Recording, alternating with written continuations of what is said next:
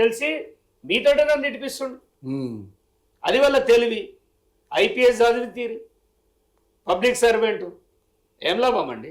So ఇది హరీష్ రావు గారి కుట్ర అంటారు. ఇది కూడా ప్రెస్ మీట్ పెట్టి మిమ్మల్ని తిట్టించడం కూడా ఆయన చేత కాదు. హరీష్ రావుకి ఆ పని కూడా చేత కాదు.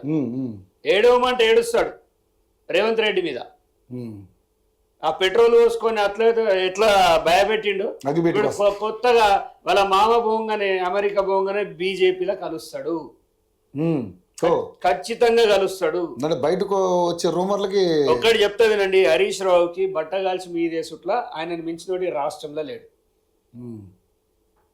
ఆయన ఏదో స్వాతిముత్యం అనుకోకండి. ఏం ఆధారాలు లేనిది ఆయన మీద కేసు కాదు. ఏదో ఒక రోజు ఈ విషయం బయటికి వస్తుంది. పార్టీలు మారిండు చక్రధర్ అంటే వాళ్ళ మామ KCR Congress party, TDP party, TRS come BRS party, 3 పార్టీలు మారిన నేపథ్యం మీది. అలా చక్రధర్ ఏం మారిందండి?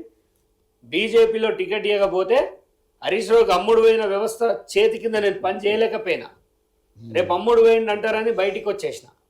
నువ్వు కదా ఆర్ఎస్పీ నన్ను పిలిస్తే బీఎస్పీలోకి వచ్చిన, పోటీ చేసిన. ఇలా కాంగ్రెస్ పార్టీలో ఉన్నా. 3 నేషనల్ పార్టీల్లో పనిచేసాను నేను. నీ లెక్క రీజనల్ పార్టీలో చిల్లరేషాలు వేయలేదు నేను డబ్బుకు అమ్ముడు పోనండి. చావైనా బతికైనా ప్రజల కోసం కొట్లాడతా. వాడెవడో నన్ను దొంగ అన్నాడని, వాడెవడో నన్ను మర్డరర్ అన్నాడని, వాడెవడో అవమానించినంత మాత్రాన ఈ అవమానాలు ప్రజల కోసం అవమానాలా లేకపోతే వాస్తవాలు అనేది త్వరలో తేలుతాయి. కాబట్టి మీరేంటంటే ఇప్పుడు మీ మీద ఆర్ఎస్ ప్రవీణ్ కుమార్ గారు చేసిన వాటిలో నిజాలు మిమ్మల్ని అడిగితే నేను నిజంగా అట్లా చేయలేదని మీరు చెప్పొచ్చు. కానీ వాళ్ళు కూడా మా దగ్గర ఆధారాలు ఉన్నాయి, మీ త్వరలో బయట పెడతామంటే ఏంటి దాని సమాధానం? ఒక్కటి, కోర్టు కొట్టేసిన తర్వాత కోర్టు ఈజ్ ద సుప్రీం.